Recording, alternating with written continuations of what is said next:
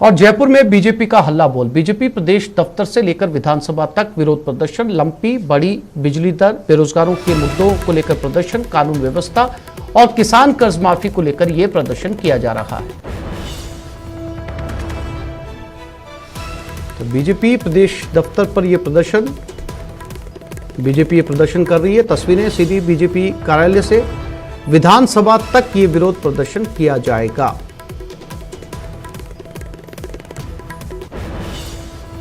कानून व्यवस्था और किसान कर्ज माफी को लेकर प्रदर्शन की तैयारी, बीजेपी के बड़े प्रदर्शन की तैयारी।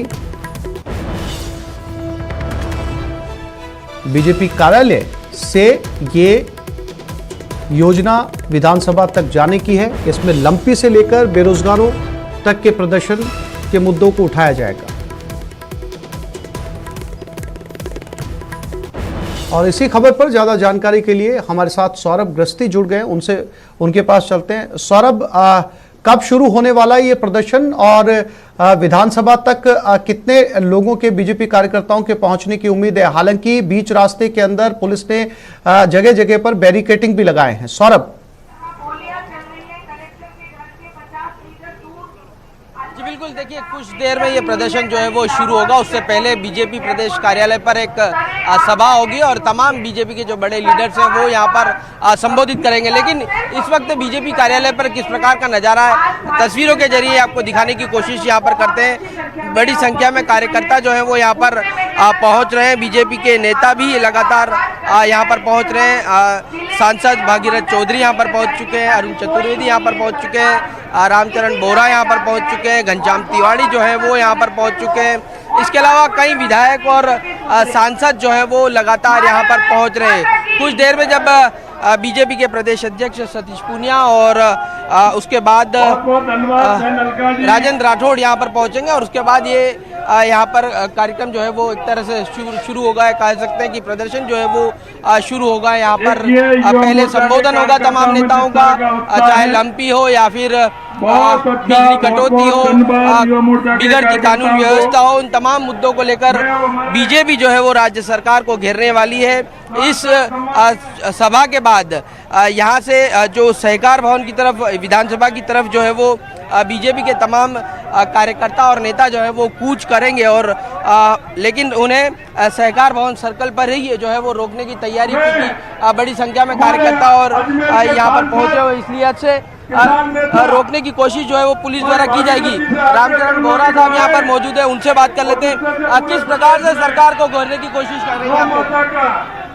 देखिए, सरकार को जब से सरकार बनी है तब से इसका लॉ एंड ऑर्डर बिगड़ा हुआ है, तब से कानून व्यवस्था डप हो रही है। महिलाओं पर जिस प्रकार का अत्याचार बढ़ रहा है, बिजली में जिस प्रकार से जो कहा था कि हम किसी प्रकार का टैक्स लगा के घोषणा कटौती कर रहे हैं।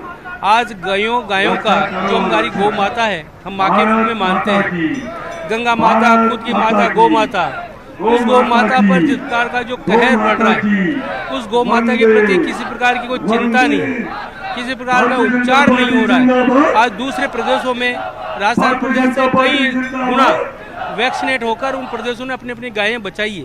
केवल राजस्थान ऐसा प्रदेश है जिसमें गायों की बिल्कुल चिंता नहीं है। आज विधानसभा घेराव करके आप लोगों ने भी बजट जो है वो नहीं दिया। आप लोगों कोष से, विधायक कोष से जो बजट देना चाहिए था, विधायक कोष का हमारे सब विधायकों ने बजट दिया हुआ है।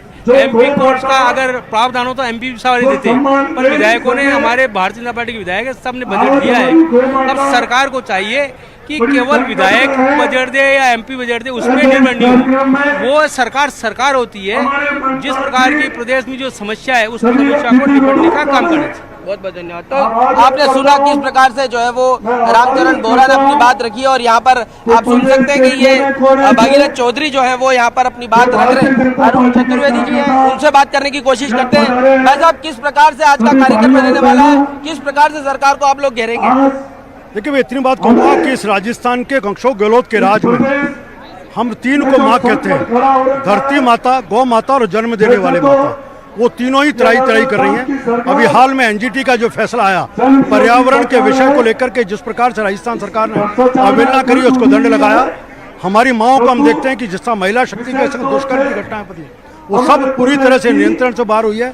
और पिछले 3 महीने से इस सदी की सबसे भयंकर बीमारी से हमारी गाय माता जूझ रही है। ये राजस्थान की सरकार, अशोक गहलोत जी केवल बयानबाजी कर रहे हैं, बार बार मांगे इसको राज्य आपदा घोषित करो। राज्य आपदा कोष में से पर्याप्त राशि लेकर के उनके संरक्षण की, उनके निदान की, उनके वैक्सीनेशन की, दवाई की, और जिनकी मृत्यु हो चुकी है उनका धार्मिक रीति रिवाज से उनके दाह संस्कार की, तीनों में सरकार विफल है। इसी मुद्दे को लेकर के आज विधानसभा का घेराव भारतीय जनता पार्टी करेगी और इस सरकार को विवश करेगी कि इस गौ माता की चिंता करे, उसका संरक्षण करे। क्या माना जाए आज पूरी बीजेपी यहाँ पर मौजूद रहेगी? बीजेपी में जिस प्रकार धड़ों की बात होती है, धड़े नजर नहीं आएंगे यहाँ पर?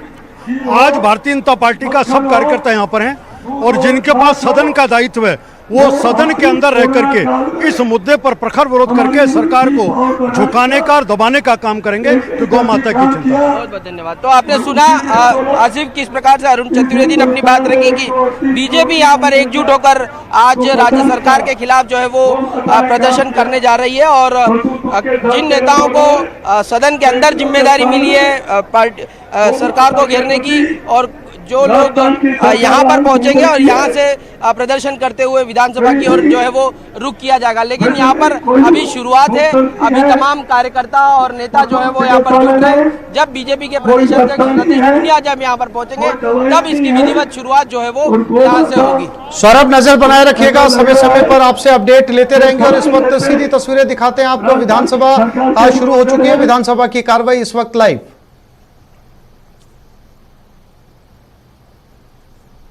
जिसके उपचार हेतु पशुपालन